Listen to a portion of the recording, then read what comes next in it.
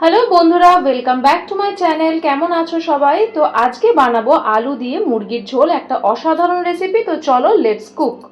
প্রথমেই নিয়ে নিয়েছি 1.5 কেজি চিকেন, নিয়ে নিয়েছি 5 থেকে 6টা আলু, আলুগুলোকে এভাবে কেটে নিয়েছি। আর নিয়েছি 4 থেকে 5টা পেঁয়াজ, 2টো টমেটো আর চেরা কাঁচা লঙ্কা। টমেটোগুলোকে এভাবে কেটে নিয়েছি। আর নিয়েছি আদা রসুন বাটা, হলুদ গুঁড়ো, লঙ্কা গুঁড়ো, নুন আর গরম মশলার গুঁড়ো।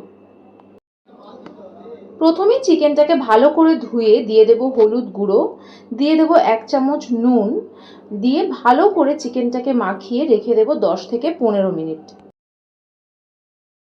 এবার একটা কড়াইতে তেল গরম করে চিকেনগুলোকে এক এক করে হালকা ভেজে নেব, এতে খুব ভালো একটা ফ্লেভার আসে।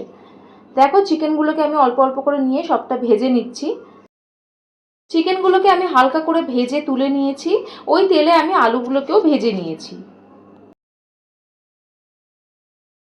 এবার ওই তেলে আমি দিয়ে দেব কেটে রাখা পেঁয়াজগুলোকে আমি ভালো করে ভেজে নেব। পেঁয়াজের রঙটা যতক্ষণ না ব্রাউন হয়ে যাচ্ছে ততক্ষণ অবধি আমি পেঁয়াজটাকে ভাজবো। দিয়ে দেব পরিমাণ মতন নুন। এবার দিয়ে দেব কেটে রাখা টমেটোগুলো। ভালো করে সবটা ভেজে নিতে হবে যতক্ষণ না পেঁয়াজ আর টমেটো থেকে তেল ছাড়ছে। দেখো পেঁয়াজ আর টমেটোটা ভালো করে মিশে গিয়ে তেল ছাড়তে শুরু করে দিয়েছে। এবার আমি দিয়ে দেব 2 চামচ আদা রসুন বাটা। সবটা ভালো করে মিশিয়ে নেব যতক্ষণ না পর্যন্ত আদা রসুনের কাঁচা গন্ধটা চলে যাচ্ছে।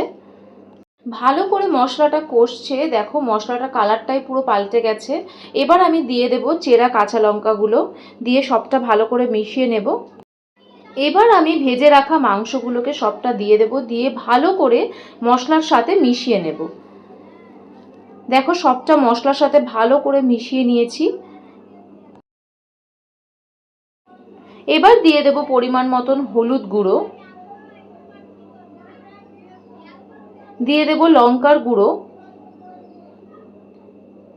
ভালো করে হলুদ গুঁড়ো লঙ্কার গুঁড়োটাকে মাংসটার সাথে ভালো করে মিশিয়ে নেব। মিনিট 10 ভালো করে কষিয়ে নিয়ে দিয়ে দেব পরিমাণ মতন জল। তোমরা যে যেরকম ঝোল খেতে ভালোবাসো সেই রকম অনুযায়ী জল দেবে। জলটা ভালো করে ফুটিয়ে নেব।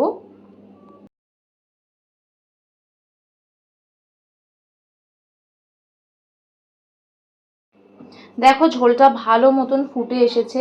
এবার আমি দিয়ে দেব ভেজে রাখা আলুগুলোকে। আলুগুলো দিয়ে দেওয়ার পর ভালো করে সবটার সাথে মিশিয়ে নিয়ে ঢেকে রেখে দেব 10 থেকে 15 মিনিটের জন্য। মাঝে মাঝে ঢাকা খুলে মাংসটাকে একটু নাড়িয়ে চাড়িয়ে নেব।